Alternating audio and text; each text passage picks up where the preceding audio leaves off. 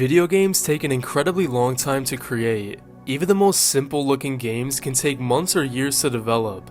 That's why whenever I come across a truly twisted and disturbing game, I always wonder, what was going through the creator's head during the development process? How far can someone push a game to the lowest levels of depravity? Today we'll get some clarity to these questions by going over an iceberg chart that I created that covers almost 50 of the most disturbing, controversial, and banned games ever made. I tried to include some games that you definitely haven't heard of, as this iceberg doesn't include games that you'd find on the shelf at your local game store. We're going to be skipping all that and going straight into the ones that make you question your sanity. This is the Dark and Disturbing Video Games, Iceberg Explained.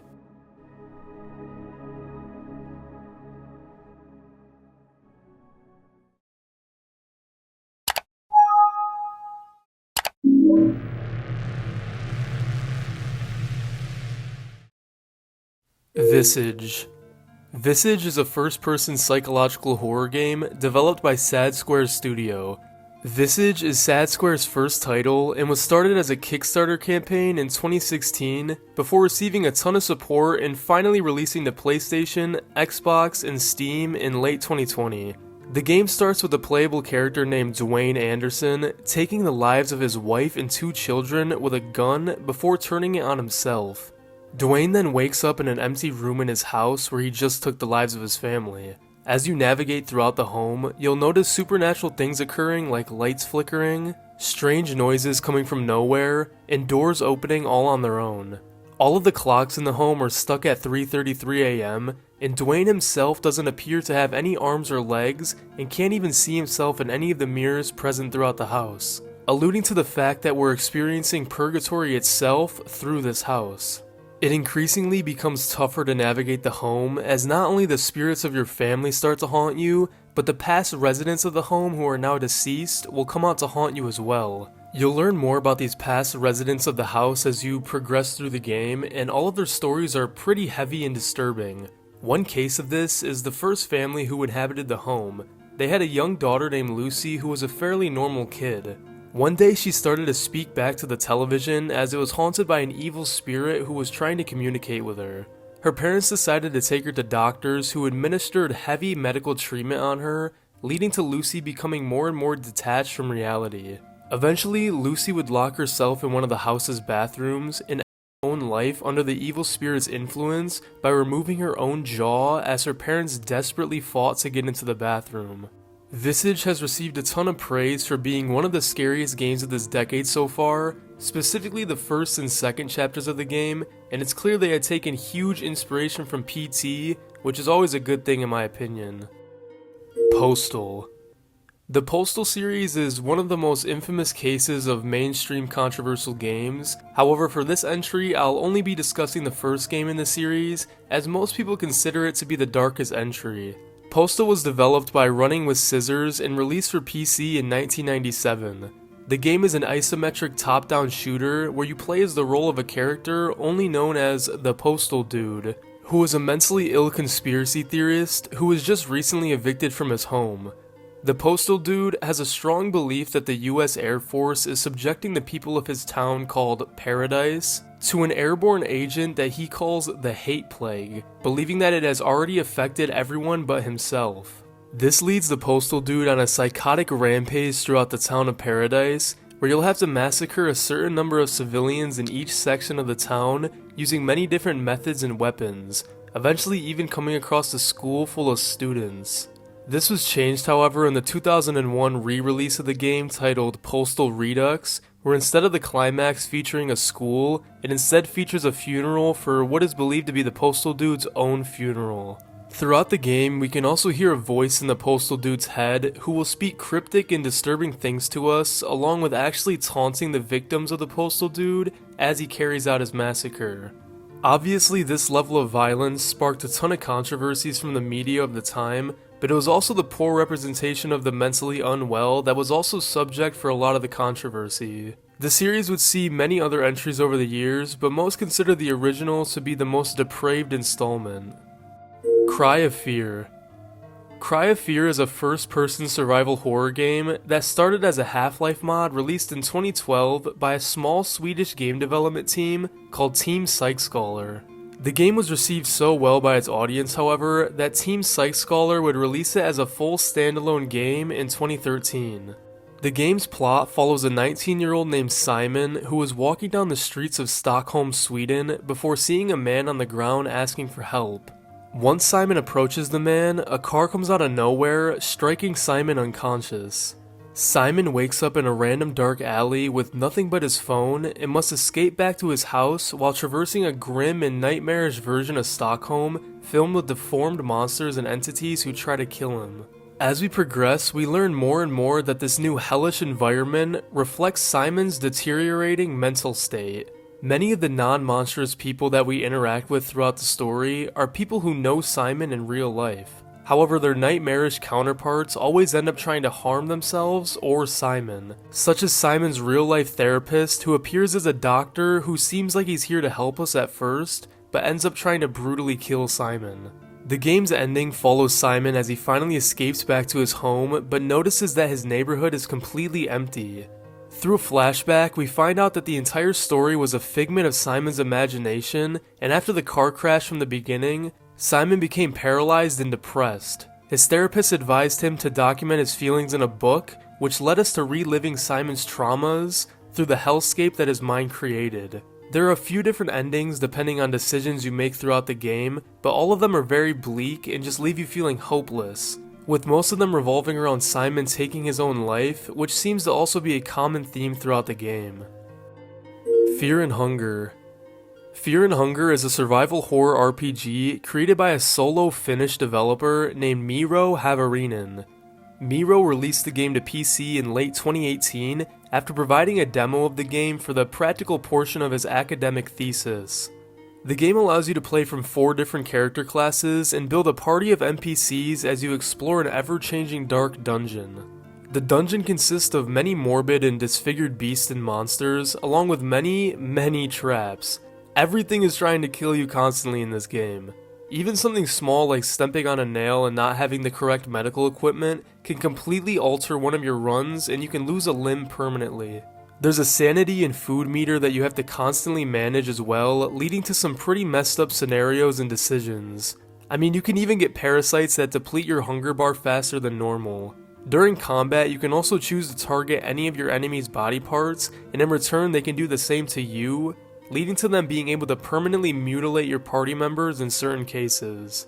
Miro said his main inspirations behind the game were things like Berserk and Dark Souls, which makes a lot of sense given the setting, lore, and difficulty of the game. One of my favorite comparisons I've seen someone make about the game was saying it's like the world of Berserk, but you play as a side character. In 2022, a sequel titled Fear and Hunger 2 Termina would release to Steam, and it's a massive upgrade from the original. This game is a bit different, taking place in 1940s Bohemia instead of medieval Europe, and instead of a dungeon crawler, the sequel takes place during the Festival of Termina, which is a brutal battle royale that lasts multiple days. Whereas the first Fear and Hunger felt more like a survival game rather than a full-blown RPG, the sequel leans more into the RPG and combat mechanics, leading to a different but still gruesome experience. Darkwood. Darkwood is a top-down survival horror game developed by Acid Wizard Studio. The game was in early access starting 2014, before fully releasing in August 2017. The game follows the player as they're trapped in an Eastern European forest that's filled with rot, decay, and a mysterious plague that's causing survivors to turn into different monsters and beasts. These beasts are almost one with the forest, with some of the victims growing directly into different plants, roots, and fungus. When you do meet other survivors, they all seem very off, speaking in fragmented and cryptic ways like they're not actually all there. During the day, you must gather resources and supplies scattered throughout many locations. You can use a lot of these resources to barricade your hideout for the night, and once nighttime hits, you're trapped in your hideout and must protect yourself as different intruders try to break your defenses and get inside. Darkwood uses no jump scares or loud music for the most part, and it's praised for its constant use of tension that it puts onto the player. This use of no music is genius because it allows you to clearly hear everything the outside Dark Forest is producing as you sit helplessly in your hideout. Like Fear and Hunger, Darkwood is an incredibly unforgiving game. Despite being a top-down perspective, you can still only see in the direction your character is looking, and the game can get very dark and fast-paced, especially when the day ends.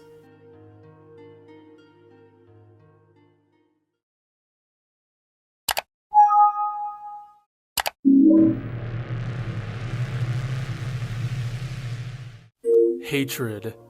Hatred is another isometric action game, or a twin-stick style game, released in 2014 by Destructive Creations. Destructive Creations was a new developer in the scene, with Hatred being their first ever release. As soon as the trailers released, the game already had horrible reception, as the teaser trailer was the most edgy thing that they could have possibly put together. It features the playable character expressing his nihilism and disgust for society, explaining how he must go on a genocidal rampage through the streets of New York City. The playable character also explains that he has no name, and instead he refers to himself as not important or as the antagonist. The actual gameplay plays out exactly as the antagonist described. You must use several different weapons as you violently go from area to area, killing as many civilians and police officers as possible. There's no true narrative or story, and it really feels as the game was created solely for shock value. As soon as Hatred released, it got immediate major attention by news outlets and game journalists, leading it to getting smacked with an adults-only ESRB rating, which prevented it from being physically sold by any major retailers. It's actually the most recent game to release with an adults-only rating. Even digitally, Hatred faced many troubles as it was completely removed from Steam for a short while, and Twitch made an announcement right before its release, announcing that they will no longer allow streams consisting of adult-only rated games. Destructive Creations stated that they knew they would receive some criticism for the edgy dark themes and presentation, but they stated they never thought it would go this far, as they created the game solely as a reaction to modern video game trends such as political correctness, politeness, and the use of vivid colors, which is why the game is mostly in black and white. All in all, the game serves as one of the most controversial titles of the last decade. Corpse Party. Corpse Party is a long-standing Japanese horror game series, with a few different developers getting their hands on it throughout the years. The original Corpse Party was an RPG Maker game, first released in April 1996 for the PC 98, and follows a cast of students who get transported to a haunted school in an alternate reality. The game takes place in different chapters, with each chapter hosting a new protagonist or group of students. These characters must navigate through the haunted school, learning of its history while trying to escape. Your characters make choices that can lead to a wrong end, which is basically a branching path that'll lead to a bad ending. The game is filled with brutal death scenes that involve morbid dilemmas for the younger cast of characters that each chapter presents. Most of the ghosts that try to harm you are also previous students of the school, and can be depicted as mutilated spirits as they died in horrific ways, with some of them being murdered by previous teachers. Around 2010, a remake of the game would release, and this is when the game would start to see worldwide success as it started to garner a large American fan base on the internet. With a new developer, the remake of Corpse Party would see releases on mobile, Steam, DS, and PSP, and the game would start to see even more popularity from Let's Players on YouTube as well. This led to several sequels being created throughout the 2010s, all featuring new mechanics and stories. Yume Nikki. Yume Nikki is a psychological horror game created in 2004 by a solo developer who goes by Kikiyama. The game was created in RPG Maker and follows you playing as a girl named Madotsuki as you explore through her dreams, collecting 24 different effects that can change her appearance and her equipment. As you explore these dream worlds, you'll notice that there's very little actual gameplay involved. There's no dialogue or traditional combat, and there's not really any way to game over or fail, as the game wants to take you on the adventure through its own terms. Madotsuki is a hikikomori, which is basically the Japanese term for a shut-in who's very socially withdrawn and reclusive. This results in her not wanting to leave her home when she's conscious, only allowing herself to explore when she's unconscious and dreaming. When she is dreaming, she's presented 12 different doors that all lead to different dream worlds that she can explore. Within these worlds, there's also ways to fall into deeper and deeper worlds that start to get more cryptic and abstract with the visuals and imagery, all of which directly resemble or symbolize things that happened in Madotsuki's life. I mentioned that there's no real way to game over, but there are certain enemies in the game that can send you to dark, inescapable worlds that force you to either wake yourself back up, or use an effect that can bring Madotsuki back to the 12 doors. Once you collect all 24 effects and bring them to the 12 doors room, you can trigger the final cutscene and finish the game. This comes from entering the balcony connected to Madotsuki's apartment and seeing that steps have been added to the edge. Walking up to these steps, Madotsuki will step over the edge and fall before the screen turns black, revealing a small pool of blood. Why Madotsuki did this is still up to interpretation, and this encourages you to replay the game and try to piece together the imagery that we see in her dreams and what could have possibly led to this decision and her overall lifestyle of solitude. Doki Doki Literature Club. Doki Doki Literature Club, or Doki Doki, is a visual novel game created by Team Salvato and released on PC in 2017. The game frames itself as a cliché dating sim, following you joining your high school's literature club that's full of girls with different personalities that you can romance. As you go through the motions of typical dating sim tropes, things start to fall apart and become more and more real and eerie as one of the girls start to show tendencies through the poems they write for the club. This is where the game completely flips the script, with the shocking reveal that one of the girls, who was the protagonist's best friend, herself. From this point forward, the game completely switches tone, as you could imagine, and things start to get more corrupt and even start to mess with you as the player by breaking the fourth wall.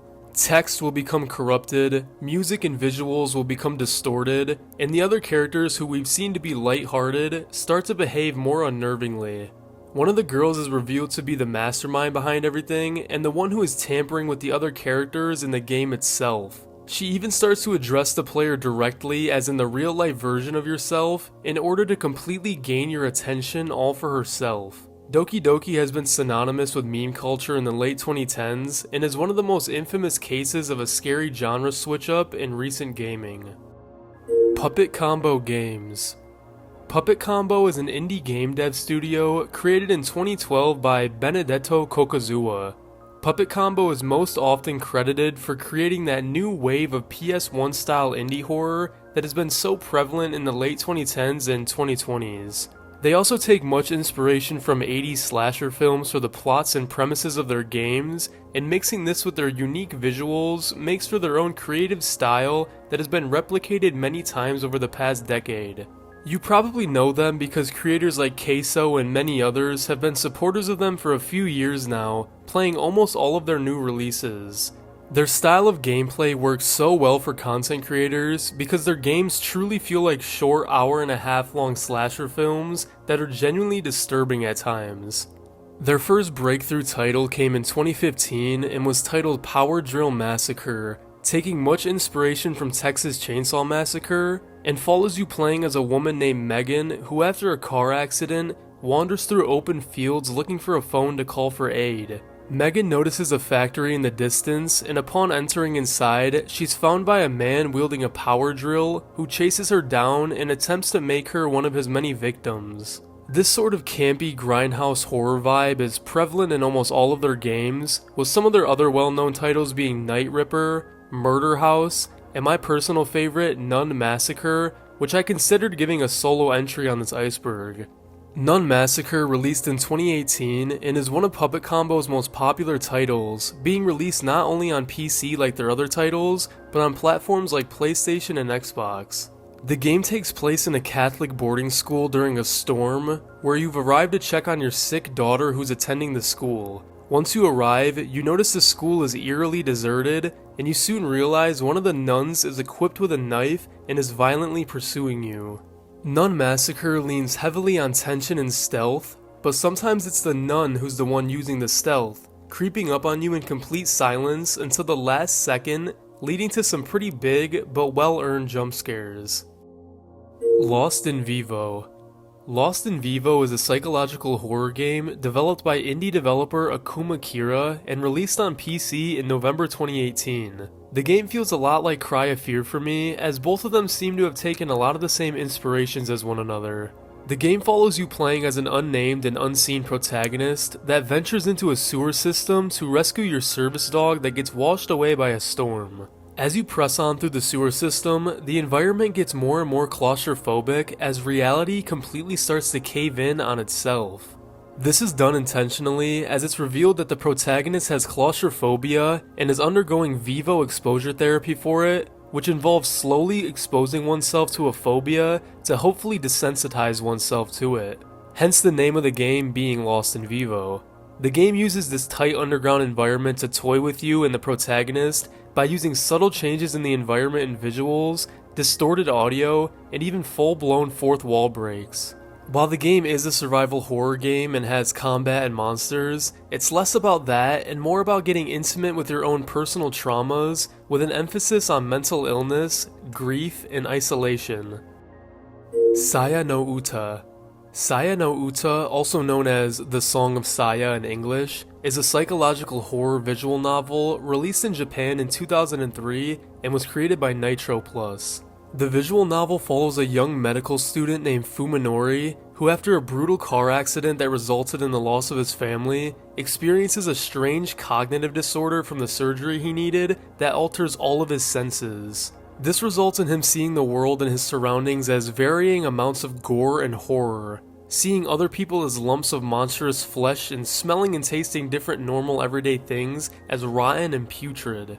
Fuminori obviously struggles to live like this and contemplates ending it all until he meets a young girl named Saya who strangely appears to him as completely normal. Saya is amazed by Fuminori's reaction to her, and it's stated that no one else sees Saya in this way. The two immediately warm up to each other and begin a relationship before Saya tells him that she's searching for her father, who was a doctor. This causes Fuminori to begin searching for her father, and he starts to loathe anything that's not Saya, as she's the only thing that appears normal to him.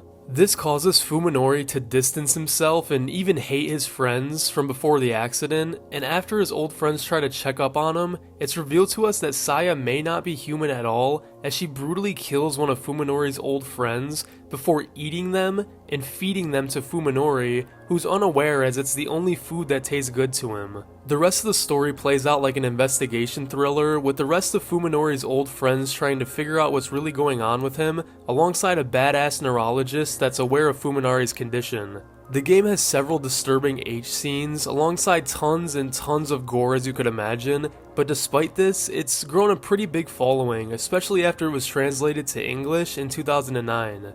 It's for sure one of the most popular eroge visual novels to ever exist. The Mortuary Assistant.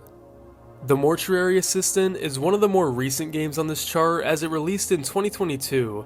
It was developed by Darkstone Digital, seeing a lot of attention on the internet, and was on the best sellers list of Steam for a short while as well. The game is set in the late 90s and follows Rebecca Owens, who is an apprentice mortician who takes a new job under Raymond Delver, who is the owner of the town's mortuary.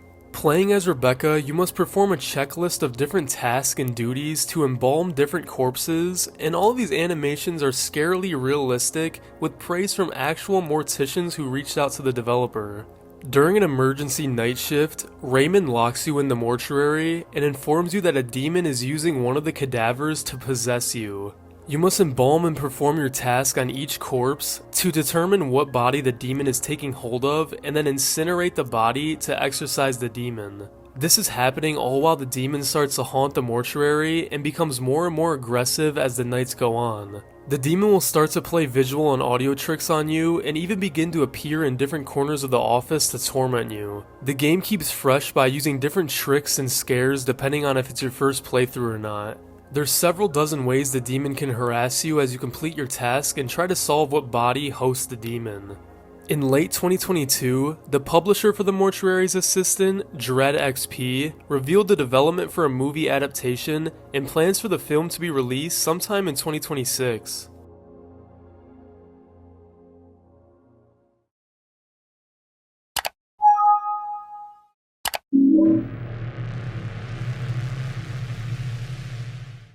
This War of Mine.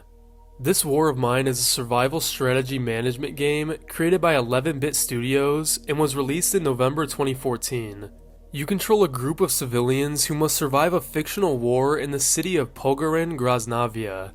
This city is very grey and bleak, and during the night you have to gather tools and materials, and then during the day you must hole up inside of the city's many dilapidating buildings, as threats of raids and snipers are prevalent when the sun's out. All of the characters you control have no background in survival, so the game becomes pretty difficult, relying solely on you to keep them alive and safe, with things like hunger, health, and mood taking effect. The thing that makes this War of Mine so disturbing is because the game's setting and plot is a very real, scary thing that happens in real life. The game presents you with many difficult moral decisions and dilemmas that many real people have to go through, and there's not always a right answer, as survival isn't about winning, but instead about enduring. A cruel case of this comes from a decision you can make that involves robbing an elderly couple so that your group can have supplies. If you choose to do this, the couple will not fight back, but instead they will hide, and the old man will even beg you not to steal from them as they need their medication to survive. The game's title is ironic because the characters you control had no say in this war, but they still must face the repercussions of it, having it forever change them, even when a ceasefire comes and you quote-unquote win. World of Horror. World of Horror is one of the most recently released games on this Iceberg, releasing only a couple years ago in 2023. The game was developed by Pavel Kozminski and was created in the Game Maker Studio 2 engine. World of Horror is a Lovecraftian and Junji Ito-inspired roguelike RPG that follows you playing through 5 differently partially randomized mysteries. These mysteries have you play as a group of characters who must find one of 5 keys that are used to enter a locked lighthouse. The characters want to reach this locked lighthouse in order to defeat one of several possible Cthulhu-inspired old gods that are threatening to destroy the town. The player must do this before the game's doom meter reaches 100%, which marks the point at which the old god is summoned. Doom increases each time the player takes an action, and can increase further as a result of certain events.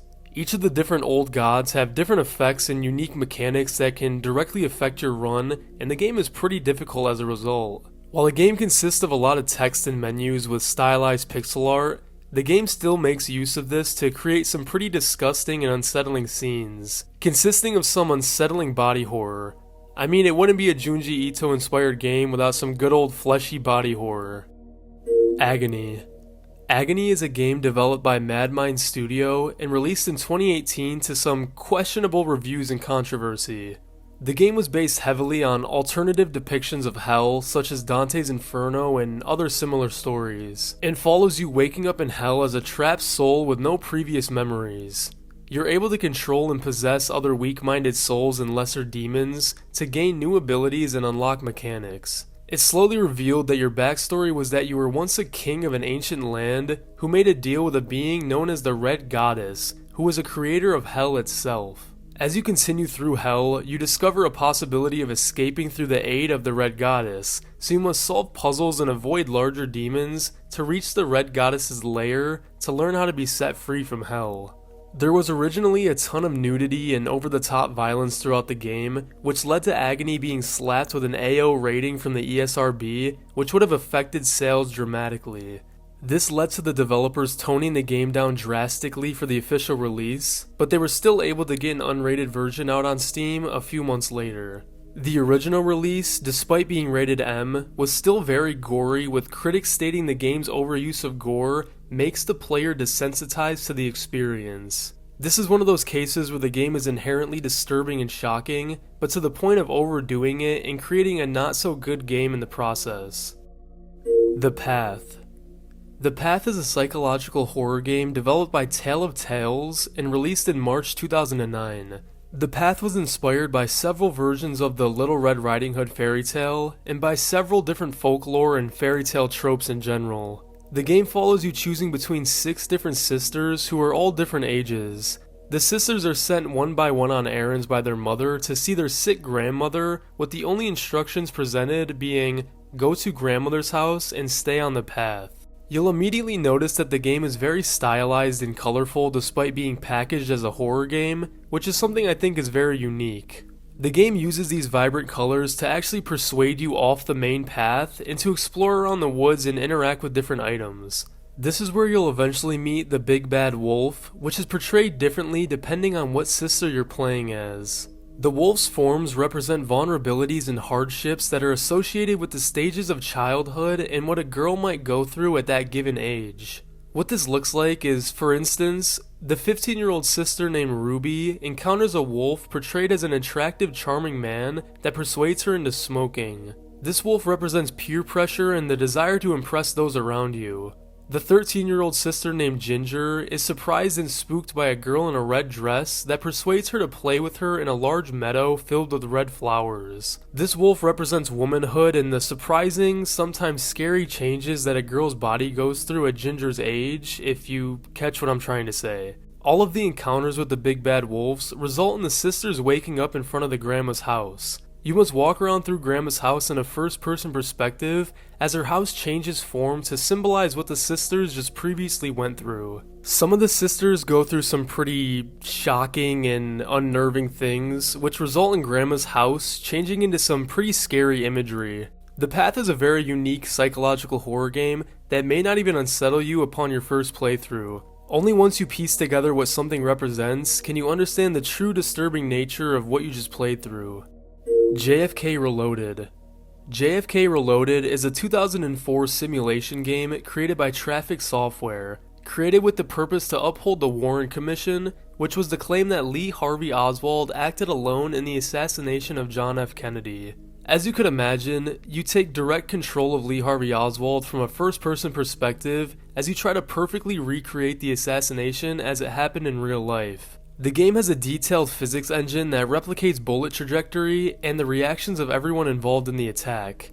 After each attempt, you'll receive a detailed score based on how accurately your attempt aligned with the real-life account based on the Warren Commission. This will include things like timing, bullet trajectory, and the reactions of others. The game also has a chaos meter that controls how panicked the characters in the game react to your actions, and a lot of firearm experts and safety professionals claim the game's physics and design is very accurate and claim it to be a good piece of educational simulation. The game was released on November 22, 2004, which was the 41st anniversary of the actual attack, and after release, the game took on immediate criticism and controversy. Many of this came from public figures like US Senator John Lieberman and actual members of the Kennedy family who claimed the game was exploiting the real-life tragedy for entertainment purposes. Traffic Games responded to this by claiming the game was created for educational purposes and was solely meant to uphold the Warren Commission. While I understand this, it's kinda hard to defend them as they named the game after a Matrix reference.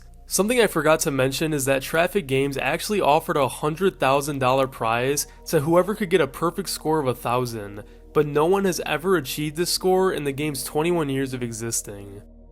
Phantasmagoria. Phantasmagoria is a point-and-click adventure game created by Sierra Online in 1995. You may be familiar with Sierra Online as they also created the King's Quest series, and Phantasmagoria, like King's Quest, was also written by Roberta Williams. Williams claimed that Phantasmagoria was the next breakthrough for horror media, and she had a 550-page script alongside a $4.5 million budget for the project, which was just massive for the time. The game consists of the full motion video style graphics that a lot of games started to lean towards in the mid to late 90s, giving the game a much more uncanny feel to it. The game follows a novelist named Adrienne Delaney, who moves into a remote mansion with her husband Don. As the couple explores their new home, they find out that the mansion has a dark history and was the setting for many demonic possessions throughout history. The story mixes gothic horror with domestic horror, and Adrienne's husband Don becomes more and more corrupted by the demonic forces of the mansion. This leads to Don killing many of the townspeople who help out around the mansion in many different ways. These death scenes are what the game is most notorious for, as at the time they were some of the most realistic looking torture and death scenes in any game, given the full motion video capture using real actors. The game was also notorious for featuring a few sex scenes, with one of them being This is most likely what led to most retailers becoming weary about selling the game, with CompUSA completely refusing to distribute the game at all, which was a huge hit as they were the largest discount computer retailer in the nation at that time. Sierra Online added many different censor options for those who didn't want to see the more graphic scenes, but they were still worried about low sales. Despite this, Phantasmagoria is Sierra Online's best-selling game to date and was in the top 10 PC video games sold in 1995. Free Ice Cream. Free Ice Cream is a game I've actually covered before on my Flash Games Iceberg, so if you're interested in just Flash games, definitely go check that video out after this one. It was my first ever video though, so be warned it's a little awkward. Released in 2009 to Newgrounds by user Sparky, Free Ice Cream is a Flash game created by 5 students for a design class. The game starts with 2 young girls approaching a scary truck outside that reads Free Ice Cream. The 2 girls are then kidnapped, and you play as one of the girls as she awakes in the basement of the kidnapper's house. The game is a side-scroller, and you must solve puzzles to escape each room of the house while not being detected by the kidnapper, who is this man wearing a bloody chef uniform holding a cleaver. It's then revealed that the kidnapper is a butcher who wants to cook you and your friend, as you'll soon find your friend in a meat freezer, completely unresponsive. Free Ice Cream is a very short game, only taking around 20 to 30 minutes to beat, but it's for sure one of the most popular eerie Flash games from the early 2010s. I Have No Mouth and I Must Scream. I Have No Mouth and I Must Scream is a point-and-click adventure game released in 1995 and developed by Cyber Dreams. The game is based on the 1967 short story of the same title by Harlan Ellison, with Ellison even being a co-designer and co-writer for the video game. The game's plot takes place in an alternate history where the Cold War was never settled and the world's superpowers, Russia, China, and the US, are still waging war on each other using different supercomputers. These supercomputers are very complex and eventually become too complex for humans to overlook and manage. This leads to the American supercomputer, named the Allied Master Computer, to absorb the Russian and Chinese computers and become one mind titled AM. AM, or AM, has grown such a hatred for humanity that it decides to end all of human life, keeping only 5 people alive, 4 men and 1 woman. AM brings these 5 people to the center of the earth and rigorously tortures them for over 100 years, using his infinite knowledge to alter their bodies and keep them alive for longer than their intended lifespans. In the game, you play as these 5 survivors, solving different puzzles and torture games that AM puts you through, depending on the fears and past traumas of the survivor you're playing as.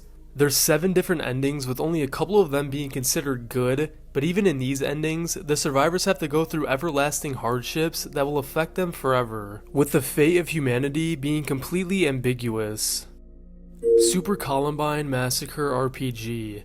Super Columbine Massacre RPG was created in 2005 by Danny Ladone. The game is an RPG Maker game that directly parodies the 1999 Columbine tragedy and the events leading up to it. You play as both Dylan Klebold and Eric Harris, and the game starts with Eric's mother waking him up on the day of the attack. Eric then meets with Dylan in his basement as the 2 of them begin to plan out the attack, and the game uses real-life imagery from the actual evidence and manifesto-style videos left by the real-life Eric and Dylan. The game then plays out very similar to how the real-life incident occurred. However, it's up to the player on how many total victims there are in the attack. The first half of the game ends just like how the real-life incident ends after Dylan and Eric turn their weapons on themselves. A montage is then played, using many real-life images of Eric and Dylan's childhood, alongside real-life mourning images of the victims' friends and families. The second half of the game is where things stray from reality completely, and everything becomes much more strange. It begins with Dylan traversing through hell and having to fight various different demons and enemies from the game Doom, which could possibly reflect the 2 boys' interest in Doom, as both of them were known to be fans. Dylan eventually reunites with Eric as they encounter more and more strange characters in hell, such as Pikachu, Mario, and Mega Man. They also encounter some real-life figures like John Lennon and Oppenheimer. They then have to deliver a copy of Ecce Homo to Friedrich Nietzsche before fighting Satan, who is just the South Park version of Satan. Once the 2 beat Satan, they return to Earth and are congratulated during a giant press conference. During this press conference, the dialogue is a direct parody of what was actually said after the real-life event by the media, poking fun at how the media scapegoated things like violent video games or music that the boys listened to. After its initial release, many news outlets would come after the game in the following years, claiming it perpetuates their claims that violent video games cause real-life violence and negativity. The developer Danny Ladone rebukes these claims and claims the game is a work of art, even going on in 2008 to make a documentary about the game and his vision.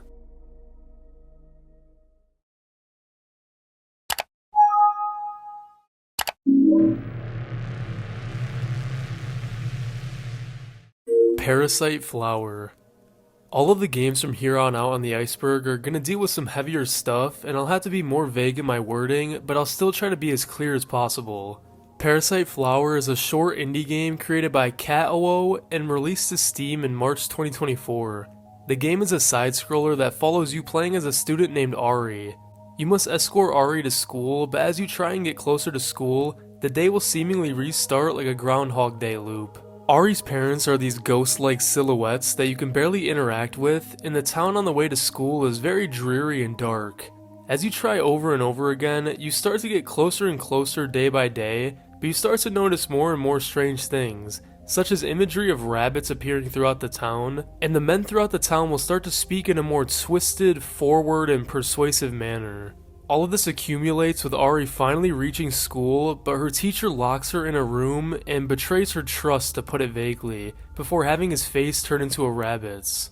All of the rabbit imagery is meant to represent deception, as rabbits are often seen as tricksters in fiction. This coincides with the game, as it's about how anyone in your day-to-day life can harm you in these ways, such as those older than you who you see as authority. While the game can be beat within an hour, it relies on a slow-burning feeling of dread rather than shock value to disturb and shake you, which is something that is really impressive to accomplish within such a short time. Sanitarium. Sanitarium is a point-and-click horror adventure game released in 1998 and was developed by Dreamforge Entertainment, who also created this freaky-ass 101 Dalmatians point-and-click game that used to freak me out so bad. Sanitarium follows a man named Max, who wakes up from a coma with amnesia after being in a brutal car accident. Max was admitted into a sanitarium and must explore the asylum while trying to piece together who he is and how he got there. The story and Max's backstory unfolds through a series of surreal chapters, with each one taking place in a different nightmarish environment. One of these consists of a town full of disfigured children run by an entity called Mother, which is a huge recurring theme throughout the game, showing how elders and those in power consistently fail to protect and nurture children. This parallels with Max's own trauma, as we learn he's heavily impacted by the death of his sister at a young age. Each chapter follows the same formula of using unsettling symbolism and metaphors to reflect an aspect of Max's troubled psyche. Pair that with the 90s uncanny CGI and old Fallout-style visuals and tone, and it makes for a really good psychological horror game, despite it being almost 30 years old now. Fragile. Fragile was developed by Beer Night Studio and released in 2020 to Steam and PC. The game is a very short side-scrolling puzzle platformer and can typically be beat in under a couple hours. The game takes place in a bleak and grey Mongolian town where you play as a young girl who is walking home from school through the rain. As you walk through the town, you'll find several missing children's posters, with all the kids being around the same age as you. Eventually on the way home, you too are kidnapped by a group of men and wake up in a strange dark holding cell. On the walls of this cell are several messages written by past kidnapped children that give you an idea of what this place is and that it's very dangerous. As you break free from the cell and sneak around the facility, you find many surgeons harvesting body parts from other kidnappees and see many forms of forced labor and even SA. As the girl discovers more and more of the horrors that this facility is producing, she starts slowly losing her mind and begins to hallucinate. She hallucinates that the surgeons and captors are different monsters and demons, and even starts to hallucinate the entire facility being on fire.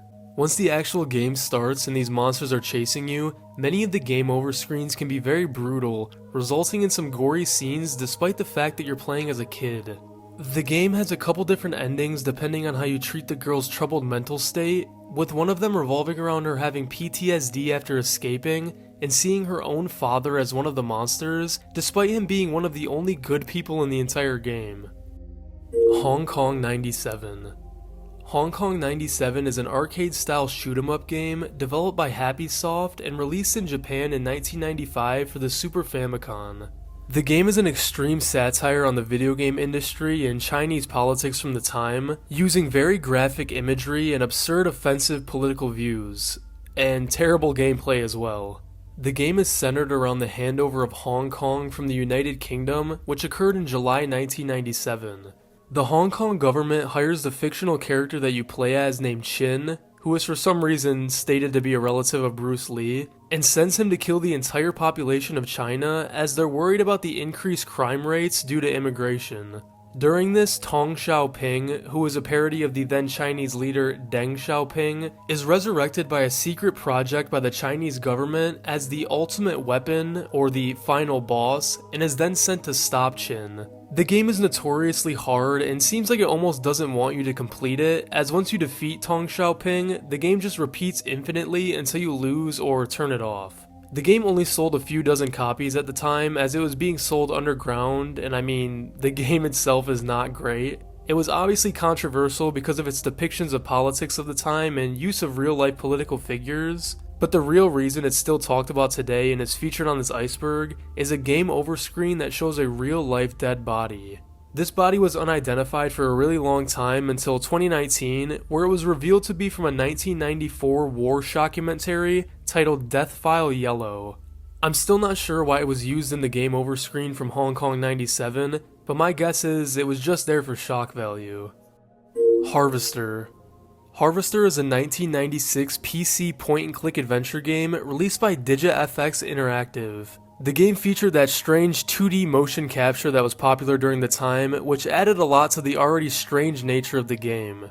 You play as Steve Mason, who is a teenager that wakes up with amnesia in the strange town of Harvest, Texas in 1953. Steve doesn't recognize his own family or anyone in the town really, as they all act very violent and detached from reality, speaking to Steve in almost cryptic riddles. As you explore the town further, many of these characters try to persuade Steve to join the Lodge, which is a large building located at the center of town that serves as the headquarters of the Order of the Harvest Moon, which is a sort of cult-like organization that serves as the town's main government. Steve learns that he's supposed to be getting married in 2 weeks, finding out that the woman he's supposed to marry is a woman named Stephanie, who also just woke up with the same exact amnesia that Steve did. Together, these two decide to investigate the Lodge in order to escape the dreamlike town of Harvest. This is where the game takes a dark turn, as in order to even enter the Lodge, Steve must accomplish different tasks that the people of the Lodge provide for him. These tasks lead to the death of most of the townsfolk that Steve interacts with, whether it be intentionally or unintentionally. As Steve infiltrates the Lodge, he comes across a series of disturbing rooms called temples, with some of these temples including a room with a dead family and a kitchen where a chef prepares human meat. In each of these temples, Steve must face a challenge or a series of puzzles meant to teach the moral lessons of the Lodge. Each of these lessons turns out to be a questioning of traditional morality, such as one room justifying elderly abuse and another questioning whether or not charity is a good concept.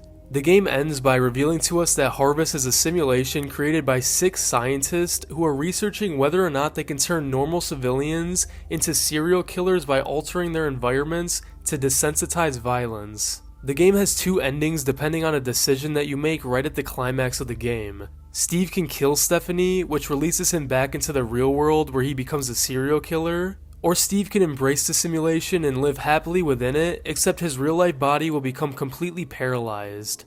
Harvester was on several lists of the most violent video games from the late 90s and was even banned completely in Germany.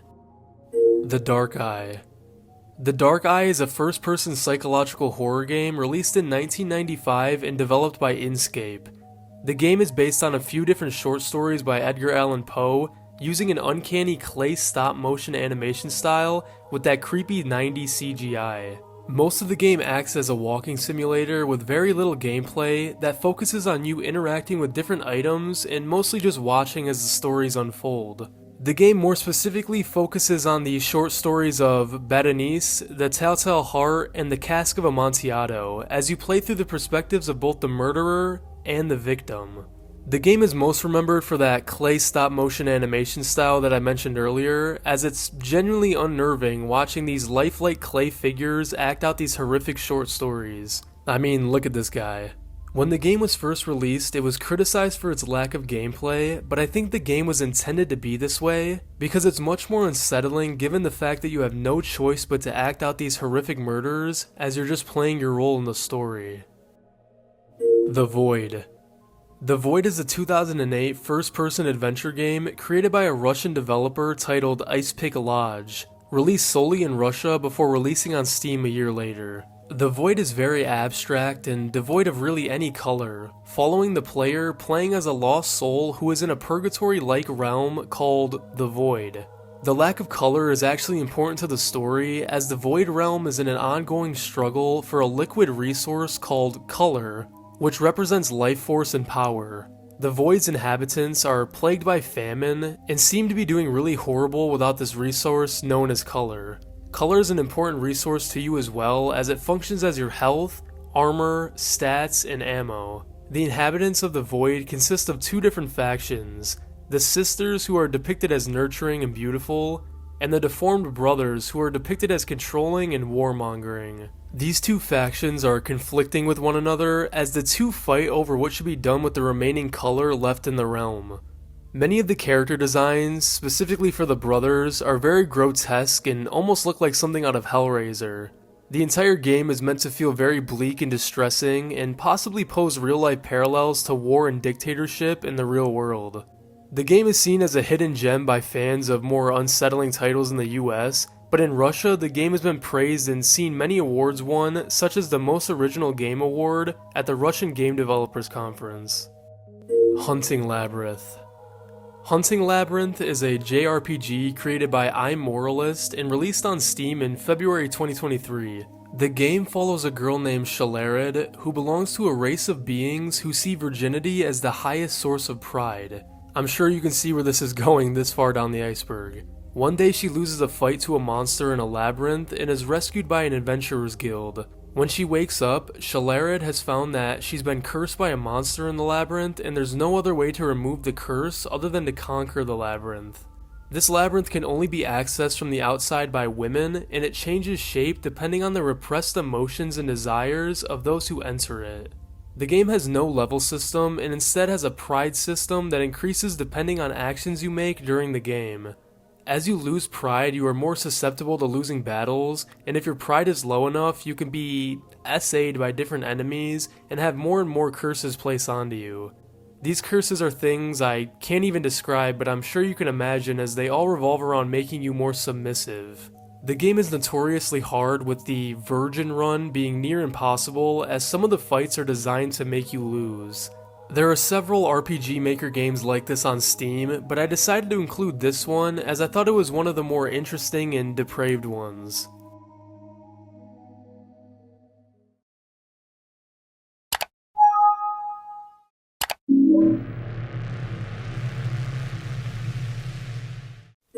Grezzo 2. Grezzo 2, or Grezzo 2, is a total conversion mod of Doom 2, and was released in 2012 by an Italian metal singer and game designer, Nicola Piero. There are a ton of Doom mods I could have included on this iceberg, but I went with this one as it feels most like its own game, and the contents are just too extreme not to talk about. The game follows the playable character named Piero after the developer, who is a pagan farmer who hates religion. Piero goes on a massacre in many different churches and other organized religious spaces before eventually dying, entering the afterlife, and then finding a way to go back in time and kill Jesus before he could spread Christianity. The game features many different boss fights consisting of different religious figures, and the weapons you use throughout are just absurd. Offensive religious commentary isn't the only thing the game offers, as many different popular icons in Italian media from the time are also present in the game in the most disrespectful fashions imaginable. I mean, it's very clear that the game was made to just be as offensive as possible and parody many different relevant topics from Italian culture during the time. This worked in Nicola Piero's favor, as many Italian journalists made articles about the game, calling it blasphemous and disrespectful, which is exactly what I think he wanted. Kaboom. Kaboom is another Flash game that I've covered on the channel before, and just like before, I'm gonna have to be pretty vague in my wording as the game's premise is a big no-no on YouTube. Released in April 2002 on Newgrounds by user Fabulous999, Kaboom is a super simple slide-scrolling game where you play as a self-inflicted kaboomer who must walk up and down a single street and get as many civilians with your boom as possible. The game has a scoring system, and as you could imagine, the higher the number of casualties you obtain with your kaboom, the higher the score you'll receive. This score is also determined by the variety of civilians, as some of them can also be children. The game was met with immediate controversy given the nature of the game and the fact that it was released on Newgrounds, which is a site that a lot of kids frequented. It also released only 6 months after a pretty big event that would have people pretty vigilant towards this sort of thing. The game received criticism from many news sources such as Fox News, the Jerusalem Post, and Americans for Peace Now, who all protested for Newgrounds to take the game down. But Newgrounds never considered taking the game down, claiming they would only take down illegal content. The Guy Game. The Guy Game was created by Top Heavy Studios and released in 2004. It's one of the only games on this list that is actually illegal to distribute and even play through fully. Upon first glance, the Guy Game seems like an average early 2000s raunchy game that follows a trivia-style gameplay loop where you watch live-action footage of girls on beaches as they do different challenges. As you answer trivia questions correctly, the girls will remove different articles of clothing depending on how many questions you get correct and how much you fill the flash-o-meter. The game was targeted towards college-age guys as a party game that they could play together, although I'm not really sure why you'd want to play this in a room full of your friends. The game received a ton of criticism for its subject matter as it clearly objectified women and used a ton of demeaning humor that was seen as offensive. A lot of critics also said the game just wasn't fun and its use of erotic content was just a poor cover-up for a bad game. The game was really put in the hot seat, however, when a lawsuit was filed by one of the girls featured in the live-action segments of the game. The woman sued the developer and publishers for breach of privacy and emotional distress, and revealed that she was not of age at the time of filming. This put an immediate cease of distribution on the game, and the game was hit with an adults-only rating from the ESRB.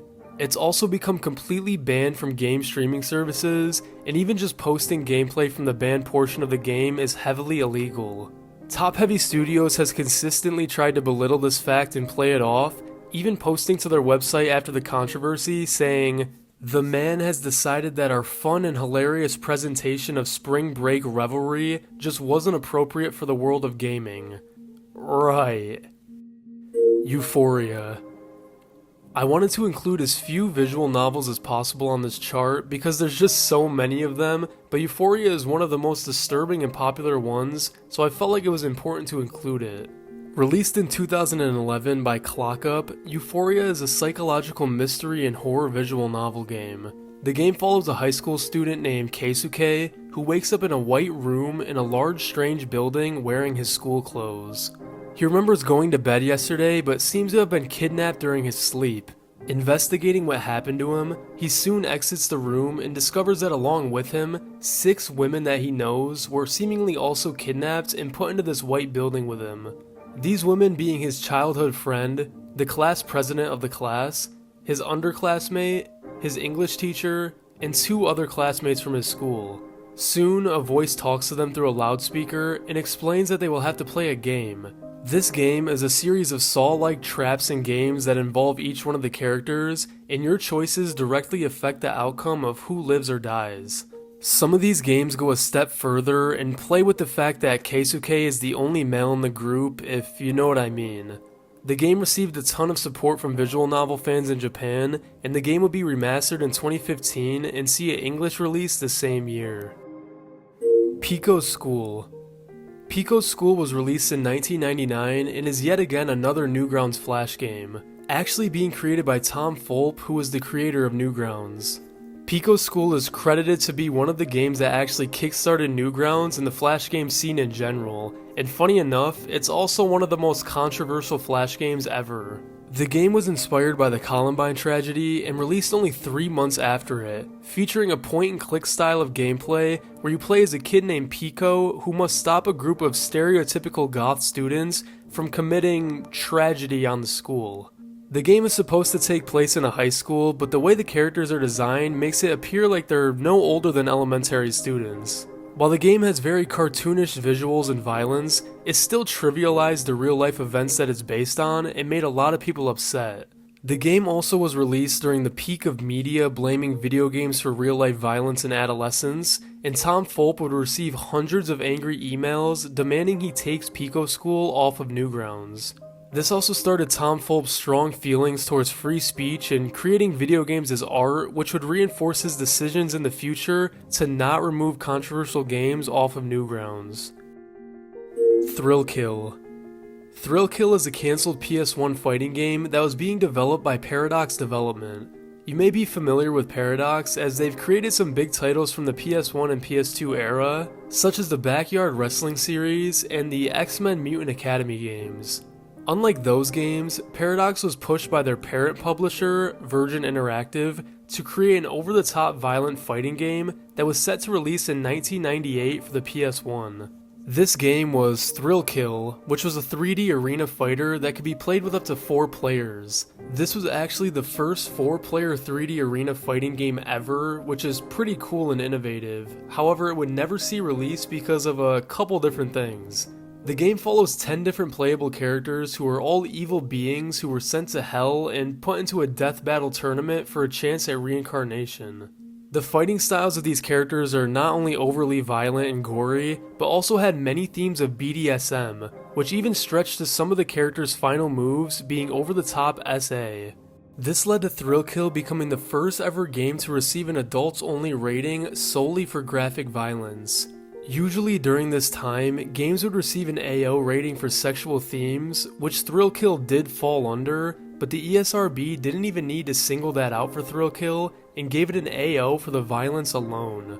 Despite that, Paradox almost got away with releasing Thrillkill, but their North American parent publisher, Virgin Interactive, would be bought by EA, and EA was not having any part of this. This was because EA was worried Thrillkill would ruin their reputation as violent video games were already heavily under scrutiny by the US Senate at the time. EA never even told Paradox development employees that they were canceling Thrillkill. Instead, Paradox employees had to find out through news articles, which is pretty scummy. This led to Thrillkill's developers leaking the ROM of the game to several pirating sites, leading to Thrillkill becoming one of the most pirated games from the late 90s. Lolita Syndrome. Lolita Syndrome is a Japanese point-and-click PC game released all the way back in 1983 and was created by Katsumi Mochizuki. I want to point out that Katsumi was a reputable children's educational comic creator from the time as he created Lolita Syndrome.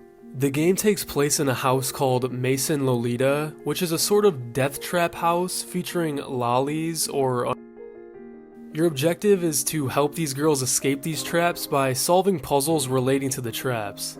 In the beginning of the game, you're greeted with 5 doors, each door leading to a girl stuck in a trap or something even worse. Your reward for saving the girls is seeing them in very little to no clothing, and if you don't save them, there's some brutal game over screens showing their demises to the traps. These game over screens are incredibly shocking given the fact that the game was not advertised to have any gore or violence and was only slightly hinted at on the game's original packaging. What's even more shocking is the game was published by Enix before it merged and became Square Enix. Like, yes, that Square Enix. It was the winner of Enix's second biannual Game Hobby Program contest, which promised to distribute the game that was the winner, and this year it was Lolita Syndrome. After its release, it developed a cult following with Japanese game collectors during the mid-80s, as the game was created during the huge boom and trend of lolicons within Japanese entertainment. To this day, I never see anyone mention how Enix was the ones who published the game outside of a few niche news sources. Demonophobia. Demonophobia is a side-scrolling freeware Japanese horror game with little known about its creator. Released in the 2000s to a Japanese blog site, Demonophobia revolves around a high school girl named Sakuri who wakes up in a hellish labyrinth after jokingly trying to summon a demon. This labyrinth is full of different traps and demons with pretty much everything trying to kill you. You're pretty much completely powerless and must flee from most of the monsters, but there's a small mysterious demon in blue who offers you advice and is the only thing friendly in the game.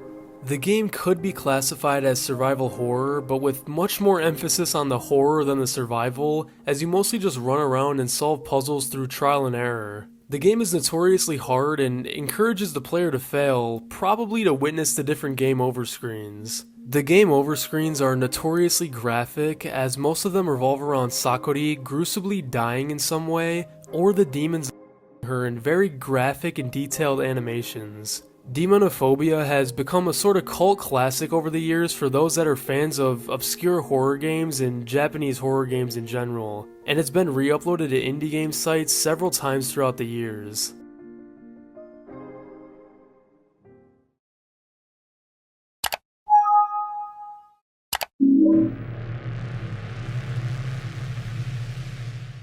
Resistance Record Games. Resistance Records was a Canadian record label which was closely connected to the American white supremacy organization, the National Alliance. Resistance Records produced and sold music by neo-Nazi and white separatist musicians, primarily through its website, advertising itself as the soundtrack for the White Revolution. However, they would also publish a couple video games that perpetuated their viewpoints and goals. The most infamous case of this being a first-person shooter titled Ethnic Cleansing, which was a game released on January 21st of 2002, or Martin Luther King Jr. Day. The player controls either a member, neo-Nazi, or a character called the Aryan White Will, as they traverse two different levels to kill stereotypically depicted African Americans, Latinos, and Jewish people. The game was designed to be as politically incorrect as possible and spread a white supremacist message to younger teenagers who were interested in playing video games at the time.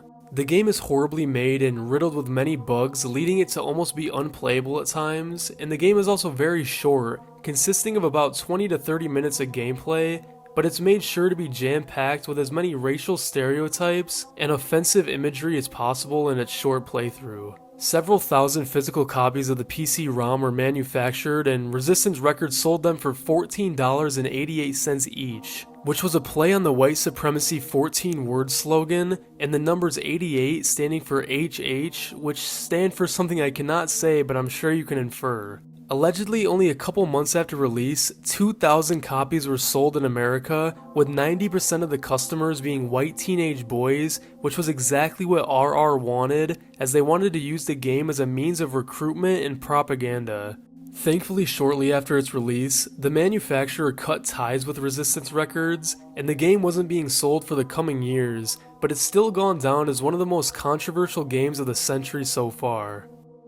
LostBoy.exe. LostBoy.exe is a mysterious game that was first discovered on 4chan in August of 2012. Posted by an anonymous user, the game consisted of a first-person maze that was very primitive and basic in nature. The maze's corridors would sometimes lead to images of religious paintings and random stock photos, but that was pretty much it. The original creator of the game has since come out and said they created the game after taking inspiration from games like Slender the 8 Pages, which was super popular from the time, and they just wanted to create an eerie game that people could overanalyze. Where things got messy is someone took the original game and reposted it back on 4chan with a backdoor rat file or remote access Trojan file. This allowed the reposter to gain access to the computer of those who downloaded the game and gain access to things like their webcam, bank account information, and passwords to their social media. This reposter would anonymously start posting screen caps of them spying on these people who downloaded the game, and would lead to many people warning others from downloading LostBoy.exe. This threat of getting your personal information stolen, coupled with the already eerie atmosphere of the game, made for the perfect boogeyman story, and led to tons of stories and rumors surrounding the game over the years. Recently, the original download of the game was found after being lost media for a while, and now people can play it without the threat of any malicious viruses. KZ Manager. KZ Manager is a 1988 game developed for the Commodore 64, Amiga, MS-DOS, and eventually Windows. The game's developers are mostly unknown, but is suspected to have been created by a group of The The game plays like a text-based resource manager where you must keep a certain type of World War II camp functioning and up and running. This plays by having you manage prisoner executions for the public perception meter, along with prisoner labor for the resources meter. These two meters directly affect each other, and you must think about the way you manage different things or else your camp will fail, and yeah, you get it. The game obviously came under a ton of controversy in Austria and Germany, where the game was mostly being played and spread, leading to KZ Manager being indexed by the German Federal Department and made to be completely illegal to sell in Germany. A ton of other countries also banned the distribution of the game once they learned of its existence. It was spread secretly after this, however, by different groups of people who would enjoy a game like this, and it's gone down as one of the most banned and controversial games ever. Sad Satan. Sad Satan is one of the most mysterious and speculated about games on this list, solely because many people aren't even sure if the original is real or not. The game first appeared in 2015 on the YouTube channel Obscure Horror Corner, where they posted gameplay and claimed they received the game from a subscriber who found it on the dark web. The game itself consists of a first-person maze that's completely in black and white with very pixelated, almost nauseating graphics. As you walk through the endless corridors, you'll start to hear distorted audios and beeps that sound like Morse code. Some of this audio has been identified as real-life distorted screams from real-life crime cases and speeches from world leaders. As you continue on, you'll also see flashes of strange black and white images, some of which being super eerie random images, and some being straight up illegal content, like one showing uncensored. Some versions of the game that have shown up through the years have also allegedly contained malware and even more illegal images, with many clones or copycats being created after the initial craze about the game. Many of these clones were posted to sites like 4chan, but were almost immediately taken down because of the content they contained. In 2015, Kotaku posted an article about the game where they actually interviewed Obscure Horror Corner and the subscriber who allegedly sent in the game, but no answers were given on whether or not the game actually existed or where to even find the game in general. Since 2015, Obscure Horror Corner has become an abandoned channel, and many people actually believe it was them who created the game in hopes to create an ARG for popularity. But as of right now, we still have little to no information about its true origins. Schnell Online. Schnell Online is a supposed dark web MMO that allows you to interact and speak with users about literally anything, illegal or not. The game was allegedly targeted towards those who sold illegal substances or illegal content. You're given a randomized avatar and are able to browse the many monochromatic rooms, speaking to other players and not much else. For years, there was little to no footage from the game, and a lot of the discourse surrounding the game was just rumors spread on 4chan. Schnell Online would eventually gain some decent popularity on the internet when it appeared in Nexpo's Mysteries in Online Video Game series, but even then it still remained mostly a ghost story of a game that was illegal to play. In mid-2023, the YouTuber Seed Butter would create a video further investigating Schnell Online and actually was able to find someone who was attached to the creation of the game. This being a developer named Saint, who is known for being active on a different MMO shrouded in mystery called Worlds.com. This person stated that Schnell Online is real and was created on the dark web, but it wasn't actually connected to the internet. Instead, players would navigate the world speaking to NPCs who were disguised as other players and not actually real people. This is pretty obvious, as if you're familiar with the dark web, you know it would be pretty much impossible to run a working MMO off of it. The game itself is now considered to be lost, and even though the mystery surrounding it is somewhat solved, it didn't stop people from still spreading rumors about it to this day. That was the dark and disturbing video games Iceberg explained. Did I miss anything or did I forget to include something? Let me know in the comments as I make sure to read all your guys' comments. I'm thinking about starting a platform or some way where I can post uncensored versions of my videos, as when I get to topics like this, I end up having to censor a ton of the visuals in my language because YouTube is just so sensitive. Anyways, thank you guys for watching this far and for the continued support. Feel free to leave a like and subscribe to the channel if you enjoyed, as it helps me out a ton. Take it easy and have yourselves a damn good one.